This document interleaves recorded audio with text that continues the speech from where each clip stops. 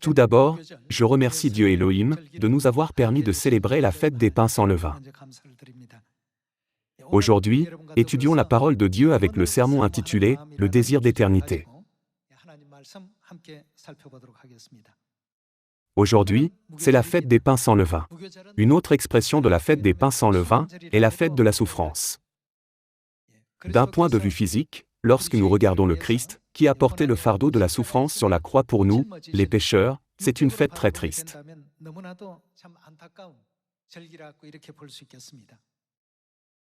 Qu'est-ce que le Christ veut nous enseigner par sa souffrance? Pourquoi Dieu nous dit-il de porter notre propre croix et de le suivre? Comme le montre le titre du sermon d'aujourd'hui, Dieu a la volonté profonde de nous donner le cœur de désirer l'éternité.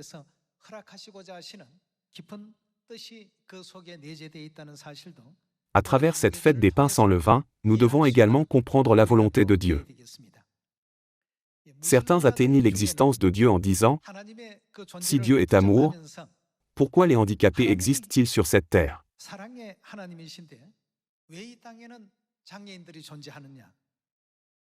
Ou si Dieu est le Dieu de la justice, comment l'injustice peut-elle sévir sur cette terre? Ou si Dieu est tout-puissant, pourquoi y a-t-il tant de désastres sur cette terre? Ces questions se posent assez fréquemment.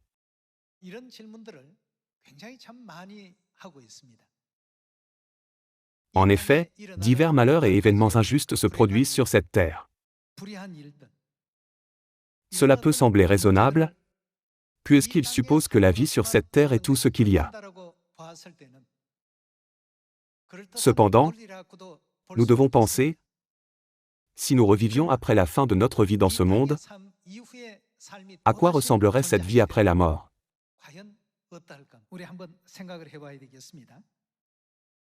Si la souffrance due au handicap conduit à une vie qui espère le monde éternel, cette souffrance n'est pas une si mauvaise chose.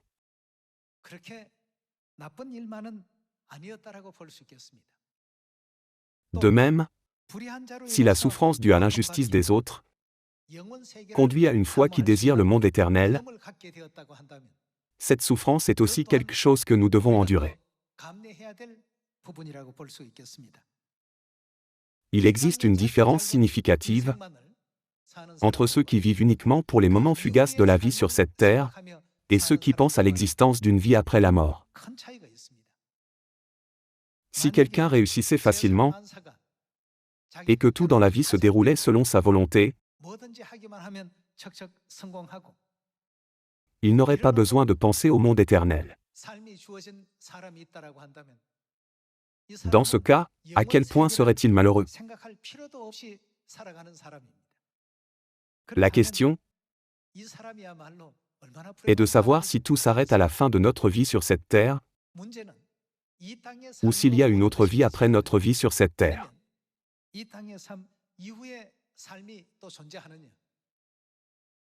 S'il y a une vie après la mort, toutes les épreuves, difficultés, tristesses et souffrances auxquelles nous sommes confrontés aujourd'hui serviront finalement de fortifiant.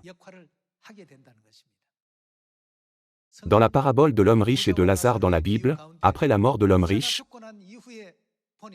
nous pouvons voir que le monde dont Dieu a parlé sur cette terre existe vraiment. Pendant que l'homme riche vivait sur cette terre, il ne ressentait pas le besoin d'espérer le monde éternel. Il n'a donc jamais rêvé du royaume des cieux, de la vie éternelle ou du salut dans sa vie. Tout allait bien pour lui et tous ses projets se réalisaient. Mais pensez-vous qu'il était vraiment heureux? Quand on pense au monde éternel, il semble qu'il ait été le plus malheureux de tous. Il y a environ 2000 ans, à quel point les saints de l'Église primitive ont-ils été persécutés par les Romains, simplement parce qu'ils croyaient en Jésus. Même s'ils ne possédaient rien sur cette terre et n'avaient personne à leur côté, ils étaient vraiment en paix. Même au milieu de la souffrance, il débordait de joie. Dans le film Quo Vadis, lorsque tous les chrétiens ont été jetés dans l'amphithéâtre romain et sont devenus de la nourriture des lions, pas une seule personne n'a souffert ou n'a grimacé. Ils sont tous entrés dans l'autre monde avec paix et bonheur. C'est parce qu'un monde éternel les attendait. Il en est de même pour nous.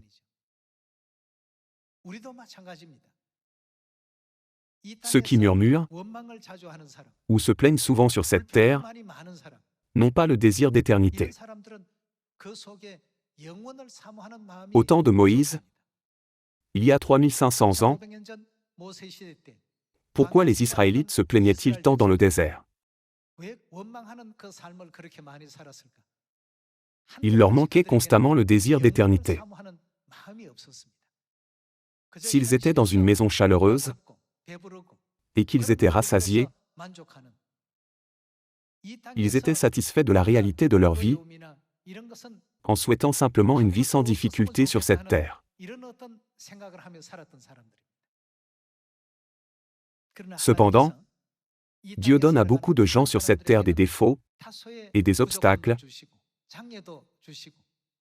et permet parfois l'existence d'êtres vivants que nous n'aimons pas. À travers toutes ces choses, Dieu nous a donné la possibilité de désirer l'éternité. Après la vie sur cette terre, ils ne seront plus handicapés au ciel. Nous ne manquerons de rien dans le royaume des cieux. N'est-ce pas la raison pour laquelle nous avons de l'espoir? Ceux qui ont de l'espoir peuvent comprendre profondément pourquoi Dieu nous a accordé toutes ces souffrances. Les saints de l'Église primitive sont devenus des torches humaines ou de la nourriture des lions dans les amphithéâtres. D'un point de vue physique, c'était une grande douleur. Bien qu'ils aient constamment frôlé la mort et mené des vies précaires, ils ne se plaignaient pas du tout. C'est parce qu'ils croyaient que le monde éternel leur serait donné à la fin de la vie temporaire sur cette terre. Aujourd'hui, nous aussi, qui voulons suivre la vie du Christ et porter le fardeau de la croix, devons désirer l'éternité. Dieu ne se contente pas de nous regarder souffrir par manque de puissance. Au contraire, les bénédictions qu'il a l'intention de nous accorder sont cachées dans ces difficultés. Si tout se passait bien sur cette terre, et que nous n'avions pas d'espoir pour l'éternité, cette vie, qui se termine par la mort, serait-elle vraiment considérée comme une vie bénie? Certainement pas. Personne ne serait plus malheureux qu'un homme dans une telle situation. Il y a de la douleur et de la souffrance. Frères et sœurs, veuillez y réfléchir. Quand notre prière est-elle la plus urgente et la plus sincère? Les prières sincères sont-elles faites lorsque tout se passe bien? Non, elles ont tendance à être faites par obligation.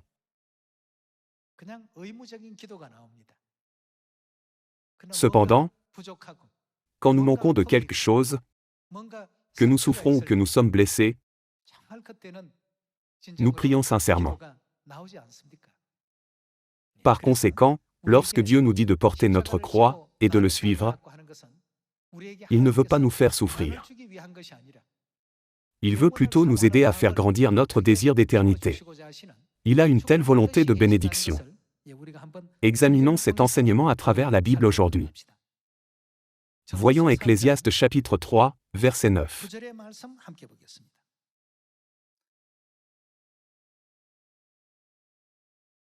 Quel avantage celui qui travaille retire-t-il de sa peine? J'ai vu à quelle occupation Dieu soumet les fils de l'homme. Même quand nous nous allongeons, Dieu peut faire tomber le kaki mûr dans notre bouche. C'est parce qu'il est omniscient et tout-puissant. Mais à quoi Dieu a-t-il soumis les fils de l'homme? il est écrit qu'il a soumis les fils de l'homme à l'occupation. C'est pour nous faire réaliser les épreuves et les difficultés dans le processus de nos efforts. J'ai vu à quelle occupation Dieu soumet les fils de l'homme. Verset 11. Il fait toutes choses belles en son temps, même il a mis dans leur cœur. Qu'est-ce qu'il a mis? La pensée de l'éternité. Bien que l'homme ne puisse pas saisir l'œuvre que Dieu fait, du commencement jusqu'à la fin. À travers les souffrances, il veut faire grandir dans notre cœur le désir d'éternité. Si l'Église primitive avait reçu le soutien de l'Empire, tout comme l'Église catholique, leur foi aurait-elle pu répandre la fragrance du Christ? Absolument pas. Quand nous pensons aux bénédictions que Dieu nous donnera dans le monde à venir, nous pouvons réaliser que notre vie sur cette terre n'était pas si fatigante et que nos difficultés n'étaient pas dues au fait que nous n'avions pas reçu les bénédictions de Dieu.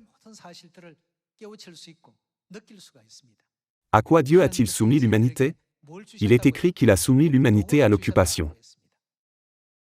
Dieu n'aurait-il pas pu créer un monde où nous pourrions manger à notre faim sans faire d'efforts, ni travailler sur cette terre?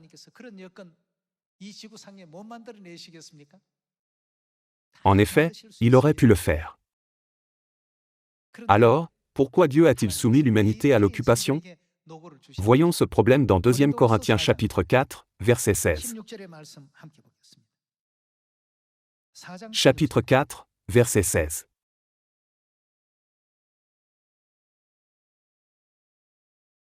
C'est pourquoi nous ne perdons pas courage. Et même si notre homme extérieur se détruit, notre homme intérieur se renouvelle de jour en jour.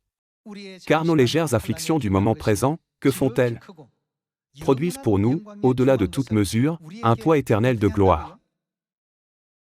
Qu'est-ce qui nous sera donné temporairement pour atteindre les choses du monde éternel? Les tribulations, les souffrances et les douleurs de la croix nous seront données. Les gens du monde demandent, vous croyez en Dieu, mais pourquoi rencontrez-vous tant de difficultés? Croire en Dieu, ne devrait-il pas se traduire par des bénédictions débordantes chaque jour? Ils pensent que les bénédictions sont les résultats obtenus dans cette vie éphémère.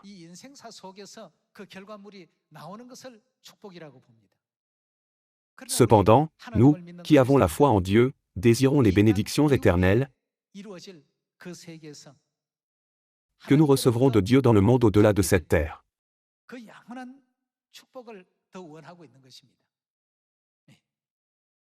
Si ce monde n'existait pas, les chrétiens n'auraient pas de réponse à la question que les athées posent.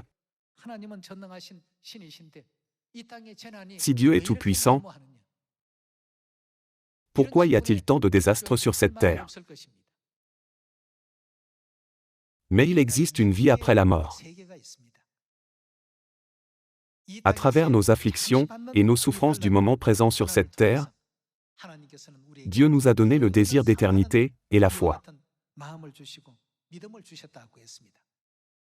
C'est parce que les choses de ce monde sont éternelles. Les choses de cette terre sont temporaires et disparaîtront. Dieu ne veut pas nous donner des plaisirs temporaires, mais il veut nous donner des choses éternelles.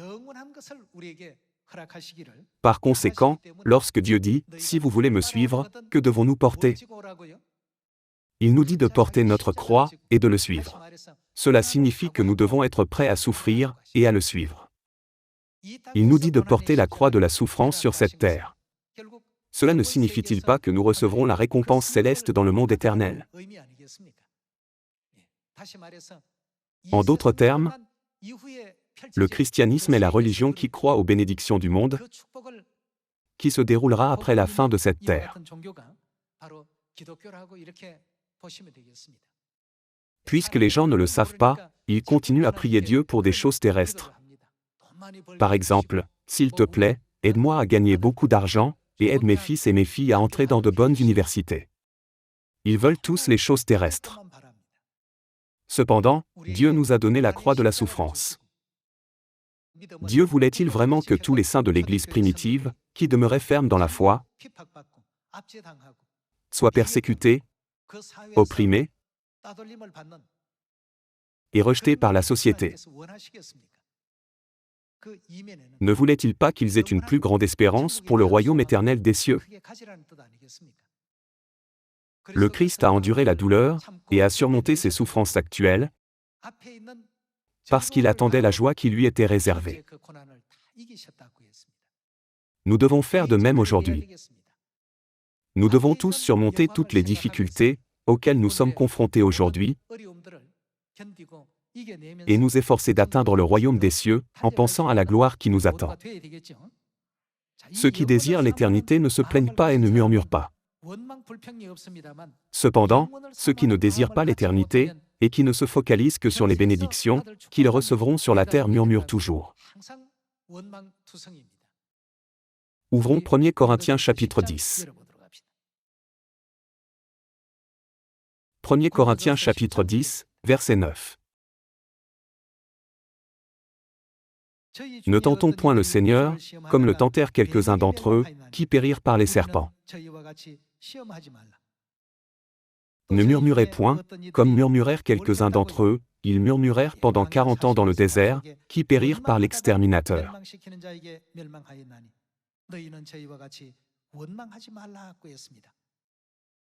Dieu a créé un environnement pour qu'ils puissent murmurer, mais il leur a ordonné de ne pas murmurer. Voyaient-ils la nourriture devant leurs yeux? Avaient-ils assez d'eau à boire? Comme ils n'avaient pas la foi nécessaire pour désirer l'éternité, ils se focalisaient constamment sur leur faim, leur soif et leur inconfort immédiat. En conséquence, ils ont passé 40 ans dans le désert, en murmurant et en se plaignant, et ils ont finalement été détruits. Dieu nous a donné cette histoire comme exemple. Continuons à lire le verset 11. Ces choses leur sont arrivées pour servir d'exemple, et elles ont été écrites pour notre instruction, à nous qui sommes parvenus à la fin des siècles. Ainsi donc, que celui qui croit être debout, prenne garde de tomber. Ceux qui désirent l'éternité, et qui ont les yeux fixés sur l'éternité, se focaliseront davantage sur les promesses de Dieu, plutôt que de se plaindre dans une situation donnée. Puisqu'ils attachent une plus grande valeur aux promesses de Dieu, ils ne murmurent pas. Dieu nous dit de porter notre croix et de le suivre. Aujourd'hui, c'est la fête des pains sans levain, où nous devons porter la croix du Christ. Nous devons avoir la foi qui nous permet de porter la croix avec gratitude. Voyons Ecclésiaste chapitre 1, verset 1. Lisons Ecclésiaste chapitre 1, verset 1. Parole de l'Ecclésiaste, fils de David, roi de Jérusalem. Vanité des vanités, dit l'Ecclésiaste, vanité des vanités, tout est vanité. Quel avantage revient-il à l'homme de toute la peine qu'il se donne sous le soleil? Une génération s'en va, une autre vient, et la terre subsiste toujours. Le soleil se lève, le soleil se couche, il soupire après le lieu d'où il se lève de nouveau. Le vent se dirige vers le midi, tourne vers le nord, puis il tourne encore, et reprend les mêmes circuits. Tous les fleuves vont à la mer, et la mer n'est point remplie, il continue à aller vers le lieu où il se dirige. Toutes choses sont en travail au-delà de ce qu'on peut dire, l'œil ne se rassasie pas de voir, et l'oreille ne se lasse pas d'entendre.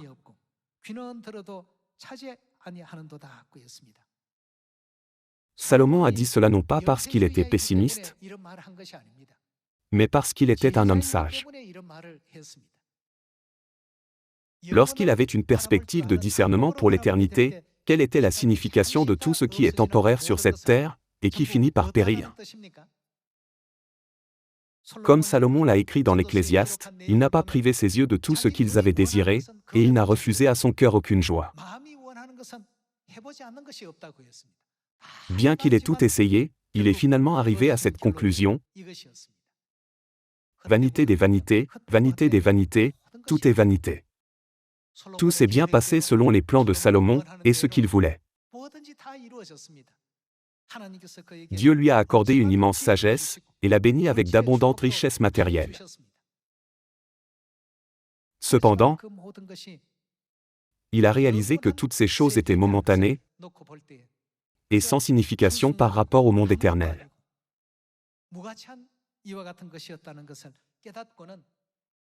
Dans Ecclésiaste chapitre 12, quel est le devoir de tout homme? Il est écrit, crains Dieu et observe ses commandements. C'est là ce que doit faire tout homme. Frères et sœurs, Salomon a fait tout ce qu'il voulait et est arrivé à cette conclusion. Parfois, nous souffrons à cause des épreuves, de la douleur et du chemin de la croix. Il arrive que les choses ne se passent pas comme prévu et que des événements malheureux surviennent de manière inattendue.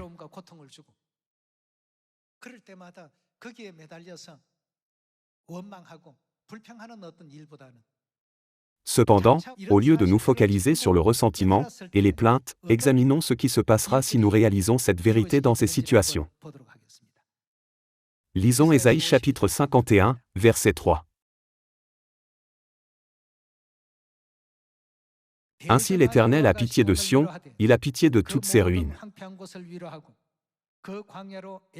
Il rendra son désert semblable à un Éden, et sa terre aride à un jardin de l'Éternel.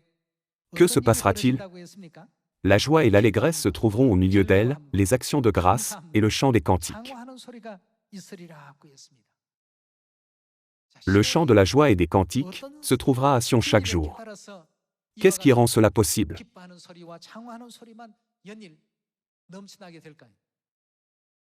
Pour que Sion devienne ainsi, il faut qu'elle soit remplie de ceux qui ont un cœur qui désire l'éternité et une perspective dirigée vers l'éternité. Plus les membres de la famille céleste de Sion auront cette perspective d'éternité, que se passera-t-il à Sion? Plus les chants de joie, de cantiques, d'actions de grâce et d'allégresse déborderont à Sion chaque jour. C'est pourquoi le Christ ne nous accorde pas une jouissance temporaire des choses du monde,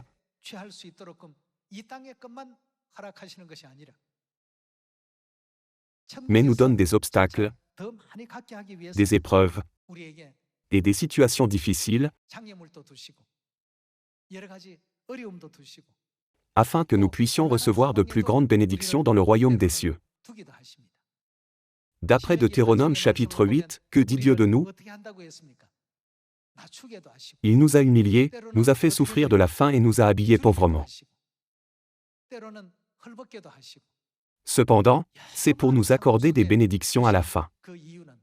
N'est-ce pas la raison pour laquelle Dieu nous met dans de nombreuses situations différentes? Ce n'est pas parce que Dieu est de mauvaise humeur.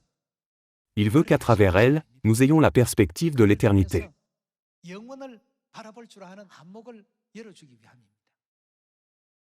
Aujourd'hui, réfléchissons à la souffrance du Christ par la fête des pains sans levain. Quand nous pensons à la douleur qu'il a endurée à cause de nos péchés, nous nous trouvons dans une situation incroyablement regrettable. Cependant, plutôt que de penser « Ma vie est-elle ainsi parce que je n'ai pas reçu les bénédictions de Dieu ?»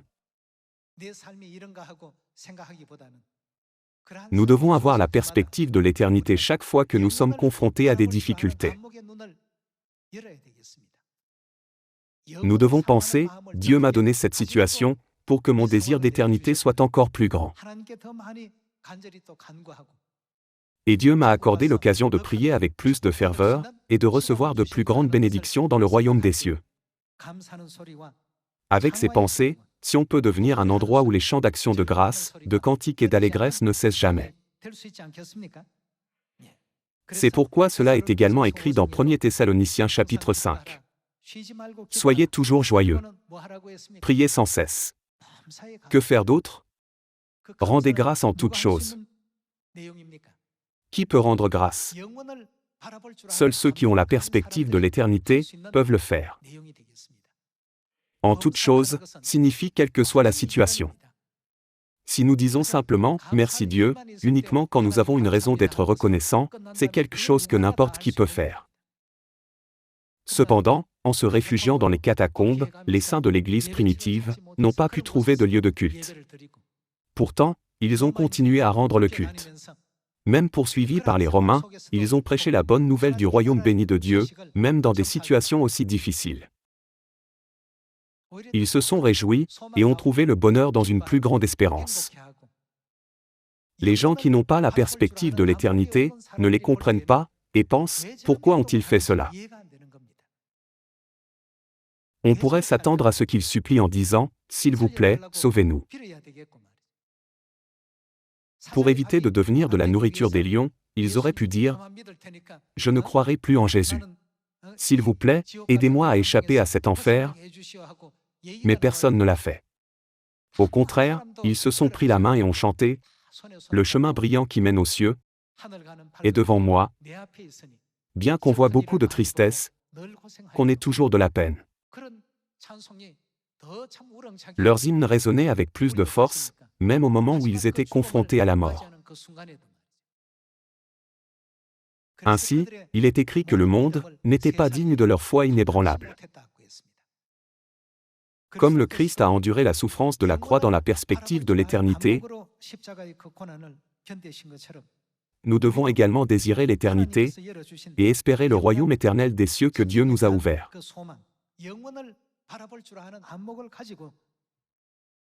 Avec cela, nous devons résister à toute tristesse ou douleur, et être remplis de gratitude et de joie en louant et en nous réjouissant continuellement.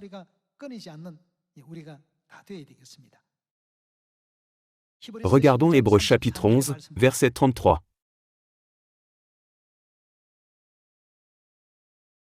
Qui, par la foi, vainquirent des royaumes, exercèrent la justice, obtinrent des promesses, fermèrent la gueule des lions,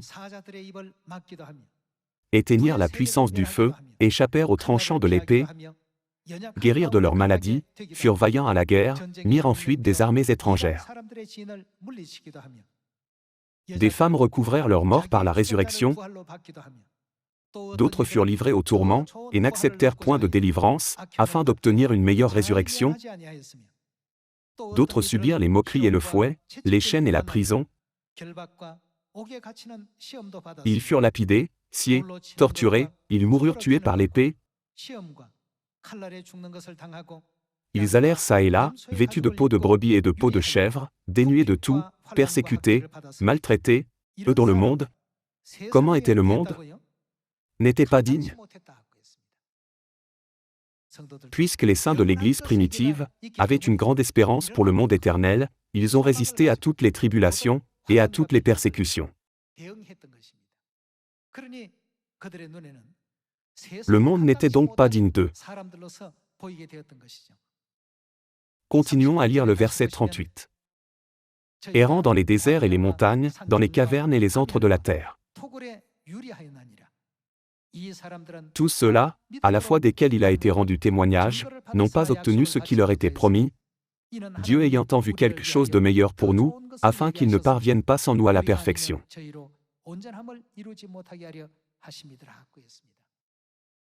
En cette époque, nous marchons sur le chemin de la foi, avec la promesse de Dieu de plus grande bénédiction que les saints de l'Église primitive. Nous recevons la lumière de la vérité cette fois plus forte que celle de l'Église primitive. Alors, nous, qui avons les yeux pour l'éternité, pourrons supporter toutes les croix qui se présenteront à nous.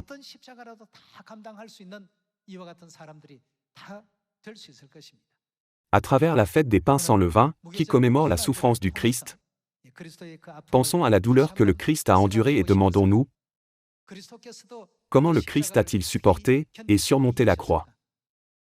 Comment pouvons-nous surmonter la douleur de la croix que nous devons porter?